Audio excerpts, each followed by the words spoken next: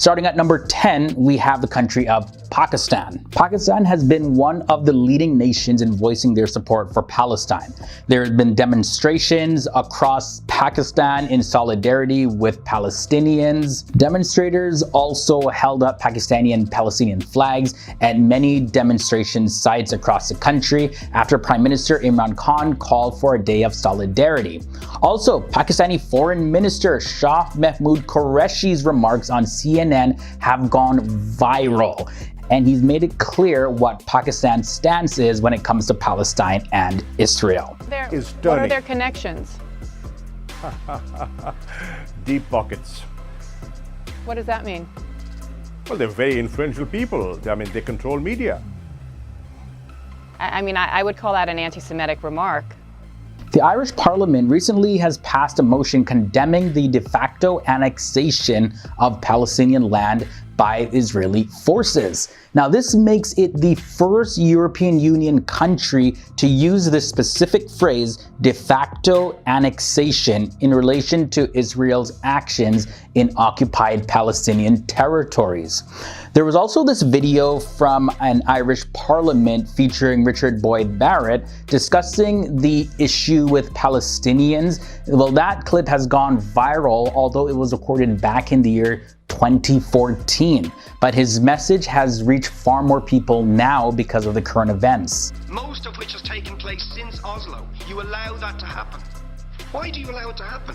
If you're serious about giving this land to the Palestinians, it's absolutely extraordinary. And it just, you must, are you not just taking us, Ambassador, for idiots? That you can say with a straight face, we're serious about peace, but while we're serious about peace, we're going to seize Palestinian land. Next up, we have Indonesia. Indonesian Foreign Minister Retno Marsudi said this in a virtual press conference. Indonesia will continue to work with the Palestinian people and nation in fighting for their rights. She had also said that Indonesia will continue to do its best to support Palestine in the UN General Assembly. Then there was the Indonesian President Joko Widodo. He has openly condemned Israeli forces and the violence against Palestinians, especially at Al-Aqsa Mosque. He's urging the UN Security Council to take measures on the repeated violations carried out by Israel towards the Palestinians. Next on this list is the country of Sweden. Sweden was actually the first European Union country to recognize Palestine as a state.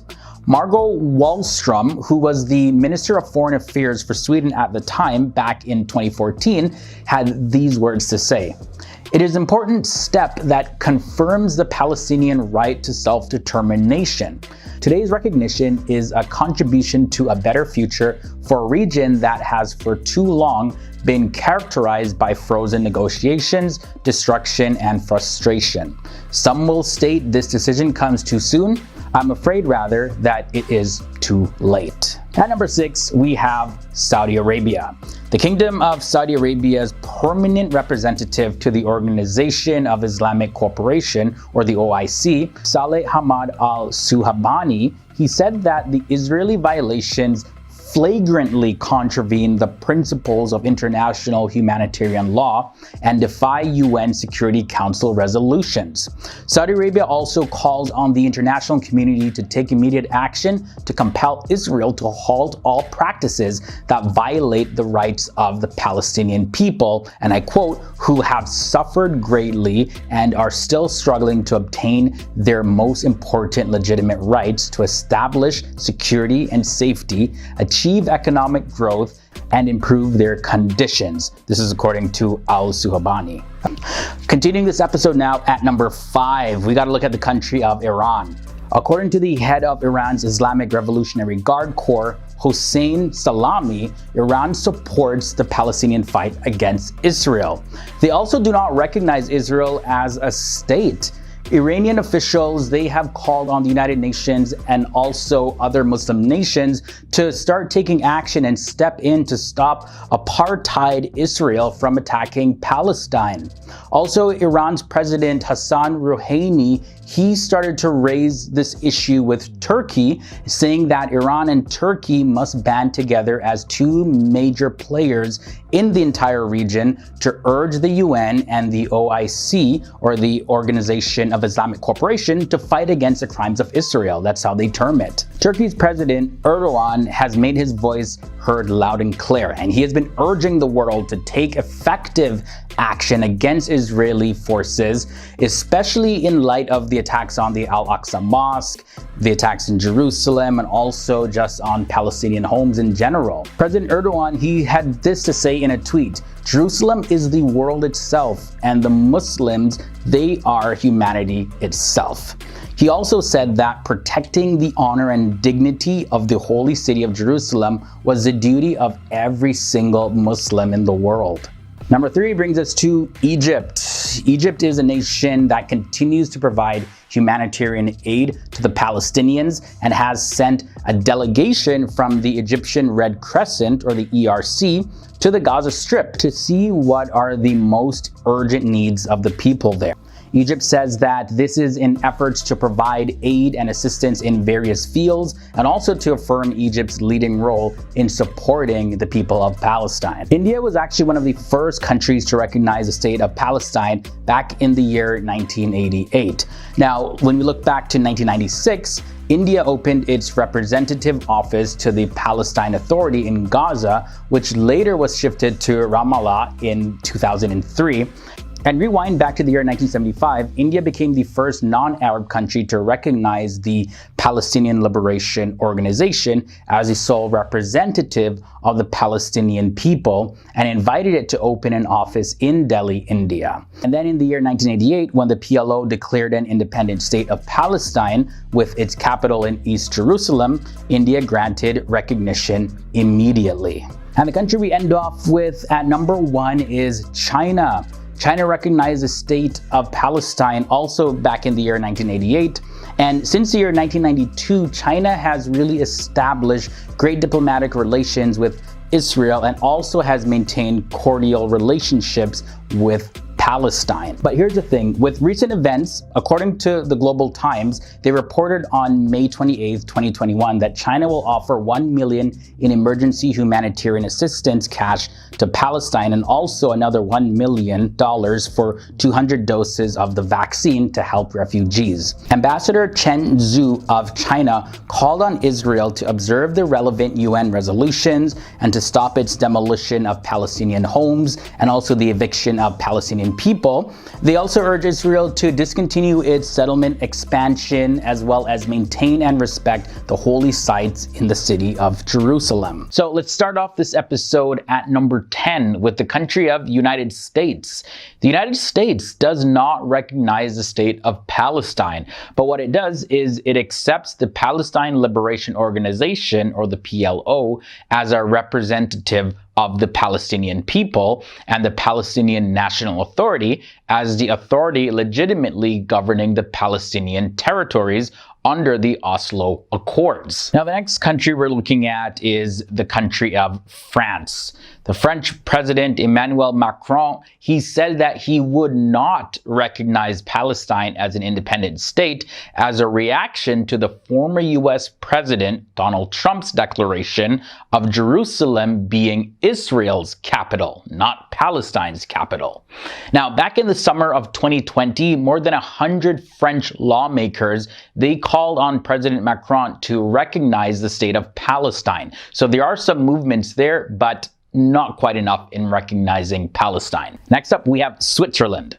Although Switzerland does not recognize a Palestinian state bilaterally, it has established relations with the Palestinian Authority ever since the Oslo Accord was signed back in the year 1993.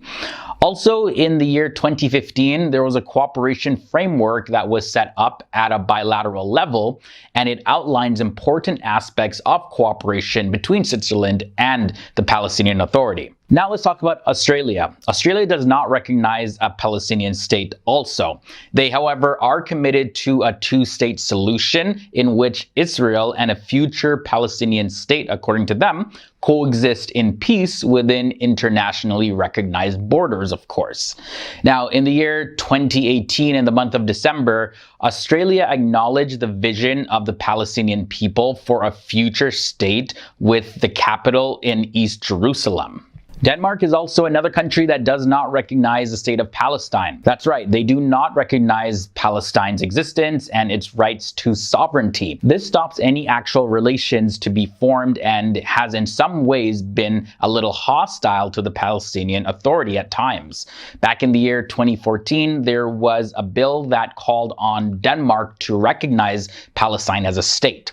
But this, as expected by most people, was completely shot down in Parliament. Despite this, however, the foreign minister of Denmark still suggests that Denmark will be a step closer to recognizing a Palestinian state. Moving on to number 5, we have Germany. Back in April of 2011, Chancellor Angela Merkel labeled the Palestinian bid for recognition as a unilateral step and stated that Germany will not recognize a Palestinian state without it first being accepted by Israel. She also made it clear that the German government has a commitment to see an agreement reached as soon as possible. In a statement, she said this, and I quote, "We want a two-state solution. We want to recognize a Palestinian state. Let us ensure that negotiations begin. It is urgent." Moving on now to Japan.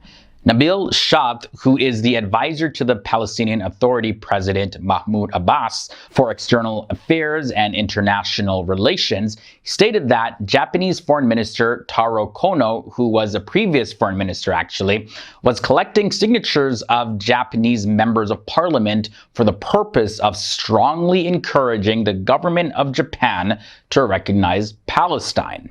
He also told the radio station Voice of Palestine that Japan will recognize Palestine gradually and is expected to raise the level of Palestinian diplomatic representation in Japan. Now let's look at New Zealand. According to Scoop Media, New Zealand governments of the past have claimed to take an even-hand approach to the Middle East, but this is not exactly accurate. New Zealand has bilateral arrangements with Israel, but there's very minimal interactions with Palestinians. It is believed that recognizing Palestine as a state will be an important step in helping redress the imbalance and preparing for peace and a situation that will be beneficial to both Palestinians and Israelis. So their position on this is still pretty ambiguous, but what we can take from that is that they do not recognize a Palestinian state. Moving on to number 2, the country of the Netherlands. The Netherlands, like the European Union, favors a two-state solution. In early 2019, though, the Netherlands recognized Gaza, the West Bank, as official birthplaces for Palestinians. So Palestinians living in the Netherlands who were born after the year 1948 are now allowed to register the Gaza Strip and the West Bank as their place of birth, instead of having to use Israel or just unknown. However, the Netherlands does not yet recognize the state of Palestine. Now we end off this episode with the country at number 1. We have Austria. So not too long ago, Austria disputed the International Criminal Court's jurisdiction over Palestinian territories. Representative Office of Austria to Palestine, Astrid Wien, was summoned by the Palestinian diplomat Amal Jaidu, and this was all over some observations that were submitted. And in these observations, Austria doubted the jurisdiction of the International Criminal Courts over the Palestinian territories.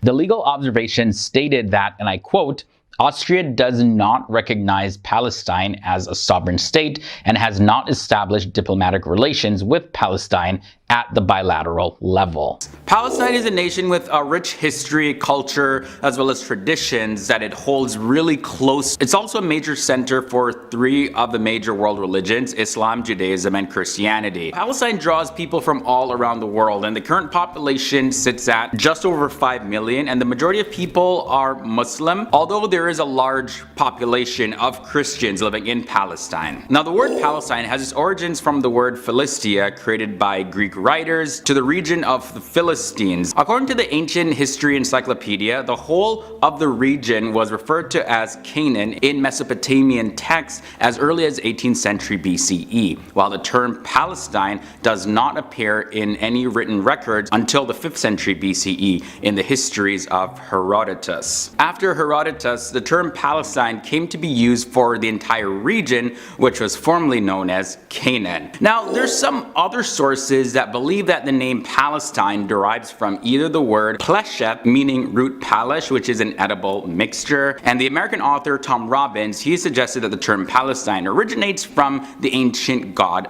Pelesh, and this god was worshipped in the region of Canaan. Now, if this is so, that means Palestine means the land of Pelesh. But either way, guys, regardless of what history of the word that you want to gravitate towards, it all points back to the same exact location and people. One thing to note about Palestine is that the stone industry is the largest sector of the Palestinian economy. Now, there are over 650 stone production sites in the West Bank, 138 of which are in Beit Fajar. Quarried stones are cut into a wide range of different colors like pink, golden, sand, as well as off-white tiles and bricks, which are known as Jerusalem stone. Now, there's a large portion of these stones that are exported to different parts of Europe and North America. Ramallah is a Palestinian city in the central West Bank and located about 10 kilometers north of Jerusalem, and it currently serves as the de facto administrative capital of the Palestinian National Authority. Now, let's look at some facts about the wildlife of Palestine. So, Palestine is known for some of the most beautiful wildflowers in the entire world.